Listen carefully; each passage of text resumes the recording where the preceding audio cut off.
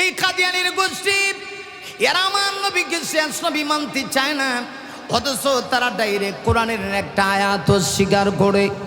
একটু খেয়াল করে দেখুন, একজন মানুষ যদি কোরআনের সব আয়াত মানে শুধু একটা আয়াত না মানে, আপনারা ফতোয়া দেন তো দেখি সে মুসলমান না কাফের? হ্যাঁ, আওয়াজ করে সবাই একসঙ্গে। একজন মানুষ যদি কোরআনের সব আয়াত মানে শুধুমাত্র একটা আয়াত না মানে, এই লোকটা কাফের হয়ে যায়। কারণ সব আয়াত না মানলে যেমন কাফের, কোরআনের একটা আয়াত না মানলেও কাফের। এই কাদিয়ানির গোষ্ঠী ডাইরেক্ট কোরআনের আয়াতকে অস্বীকার করলো, যে আয়াতের ভিতরে আমার আল্লাহ বলেন, মা কানা মুহাম্মাদুন আবা আহাদিম মির রিজালিকুম ওয়ালাকিন রাসূলুল্লাহ।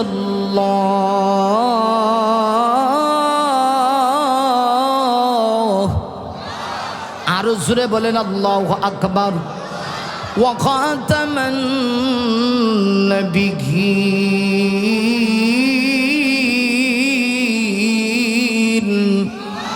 আল্লাহ যেখানে ডাইরেক্ট বলেছেন, মা কানা মুহাম্মাদুন আবা আহাদিম মির রিজালিকুম, আমার আল্লাহ বলেন মুহাম্মদ সাল্লাল্লাহু আলাইহি ওয়াসাল্লাম তোমাদের পুরুষদের ভিতর থেকে তিনি প্রাপ্ত বয়স্ক কোনো পুরুষের পিতা না।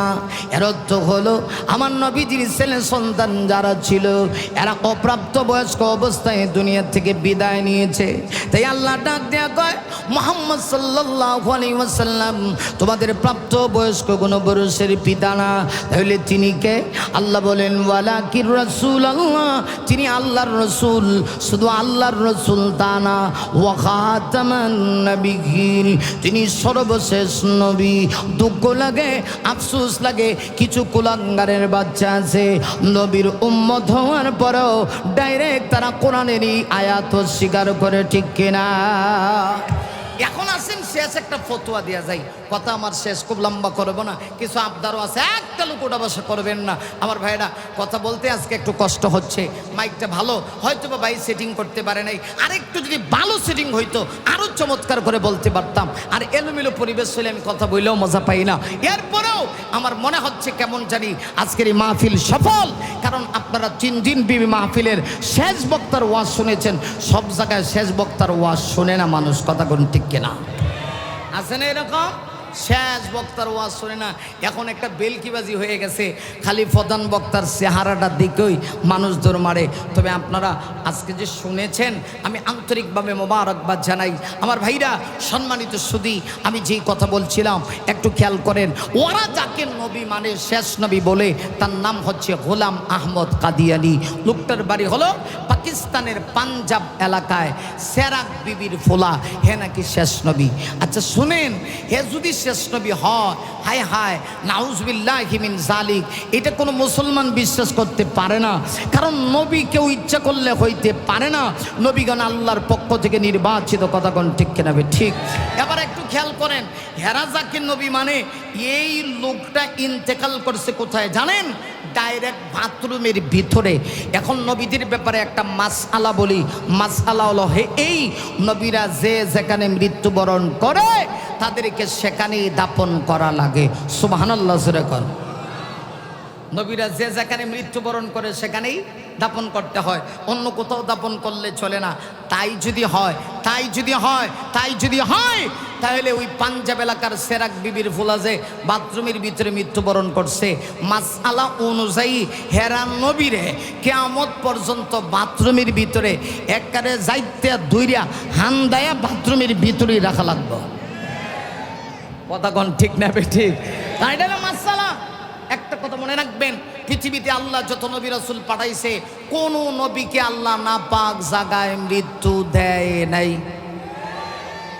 আচ্ছা, আমাদের নবীজি কোথায় ইন্তেকাল করছেন একটু বলেন তো দেখি।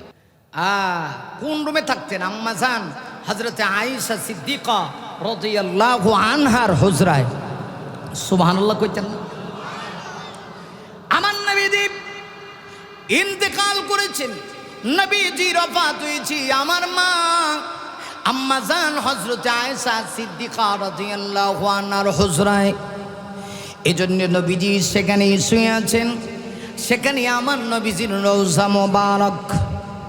এই রওজা মুবারকের মাটি আমার নবী যেখানে শুয়ে আছে গো, এই মাটির দাম আল্লাহর আরশের চাইতেও আরো বেশি, ঠিক কিনা? আবার নবীজি হযরতে আম্মা জান আয়েশা সিদ্দিকা রাদিয়াল্লাহু আনহার হুজরায় শুয়ে আছেন। নবীজি হায়াতুন নবী, আমার নবীজি রওজা মুবারকে জিন্দা। কিয়ামতের দিন আমার নবীজি আম্মা জান আয়েশার হুজরা থেকে উঠবেন। এজন্য হাদিস শরীফের ভিতরে আসছে, আমার নবীকে স্মরণ করে যদি পৃথিবীর কোনো প্রান্ত থেকে কেউ আমার নবীর উপরে একবার দুরূদ শরীফ পড়ে, আমার আল্লাহ স্পেশালি দুইজন ফেরেশতা নিয়োগ করে রেখেছে। মুমিন রে, পৃথিবীর কোনো প্রান্ত থেকে কেউ যদি নবীকে স্মরণ করে একবার দুরূদ শরীফ পড়ে, আমার আল্লাহ ওই দুরূদ শরীফ তার নাম ঠিকানা সহ বিশ্ব নবীজির রওজা মুবারকে পৌঁছে দেওয়া হয়। আমার নবীজি ইন্তেকাল করেছেন আম্মা জান আয়েশার হুজরায়। নবীজি এখনো শুয়ে আছেন আম্মা জান আয়েশার হুজরায়। আর আমার নবীজির ডান পাশে শুয়ে আছে সাইয়্যিদুনা হযরতে আবু বকর সিদ্দিক রাদিয়াল্লাহু আনহু। আবু বকর সিদ্দিক আমার নবীজির এমন সঙ্গী, ইহকালেও আবু বকর সিদ্দিক আমার নবীজির সঙ্গী ছিলেন। দুনিয়ার জীবনে আমার নবীজির সবচাইতে মহব্বতের বন্ধু ছিলেন আবু বকর। আমার নবী আর আবু বকর বয়সের দিক থেকে দুইজন কাছাকাছি বয়সের ছিলেন।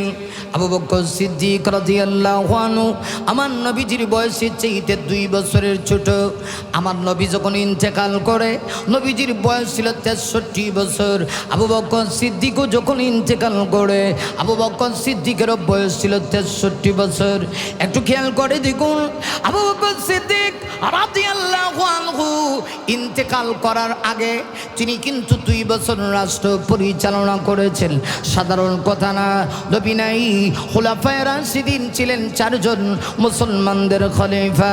সর্বপ্রথম যিনি মুসলমানদের খলিফা নির্বাচিত হয়েছিলেন তার নাম ছিল হযরতে আবু বকর।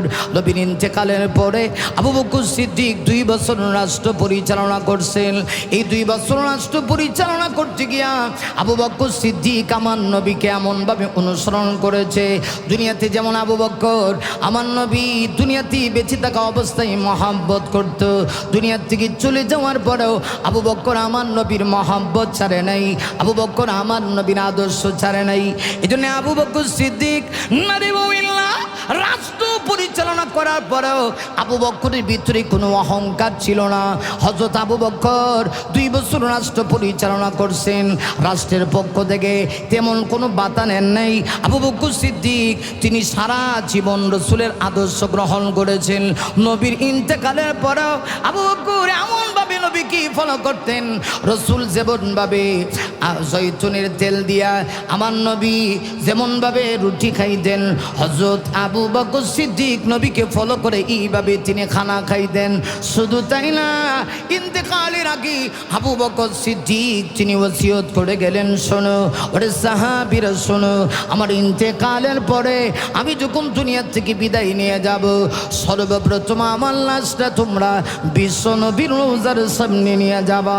রাহমাতুল লিল আলামিনের রওজা পাকের সামনে নিয়ে আমার লাশটা নিয়ে গিয়া আমার পক্ষ থেকে নবীকে সালাম জানাইবা।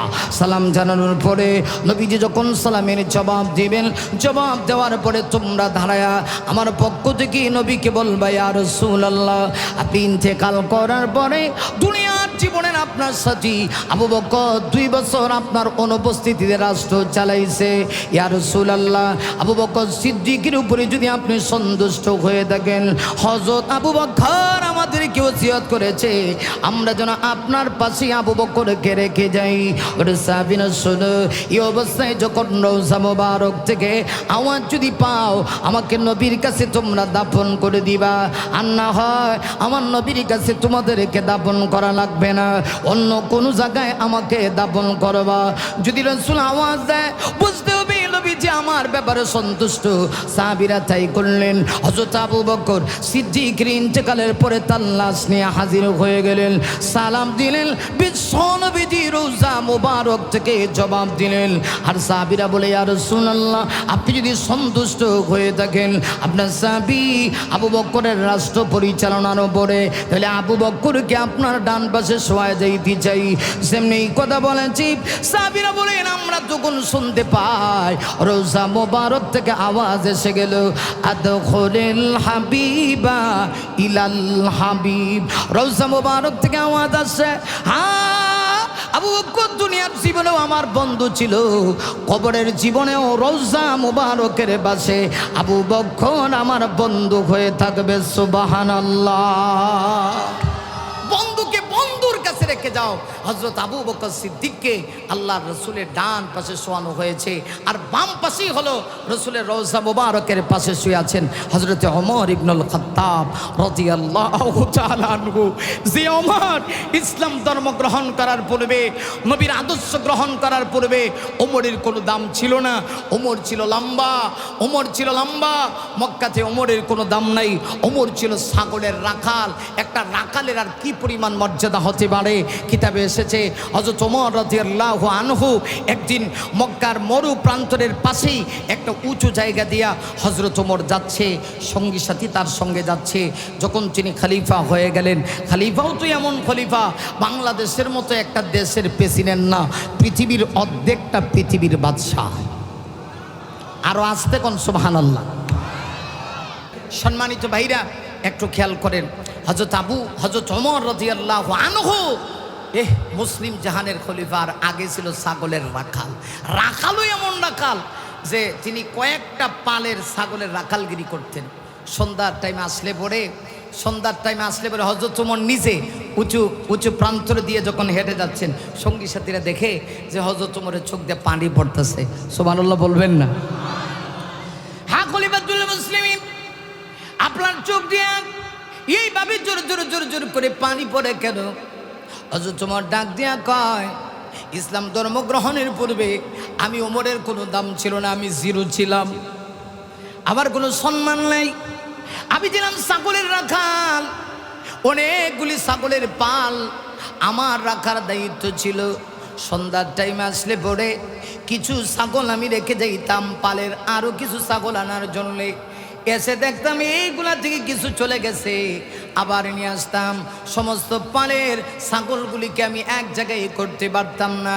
বিকালবেলা আমি যখন বাড়িতে চলে আসতাম, আমার বাবা হাতির ভিতরে চাবুক নিয়ে টাস টাস করে আমার পিঠে মারতো, আমার কোমরে মারতো, আর কইতো, ওমর রে, লম্বা হইছস ঠিক, কিন্তু বুদ্ধি হইল না, ছাগলের পাল একত্রিত করতে পারি নাই। আর সে আজকে কোরআন গ্রহণ করার কারণে, ইসলাম ধর্ম গ্রহণ করার কারণে, নবীর সংস্পর্শ গ্রহণ করার কারণে ওমরের আজকে এত দাম বেড়েছে। ওমর আঙ্গুল দিয়ে ইশারা করি পৃথিবীর অর্ধেকটা পৃথিবী ওমরের ইশারায় পরিচালিত হয়।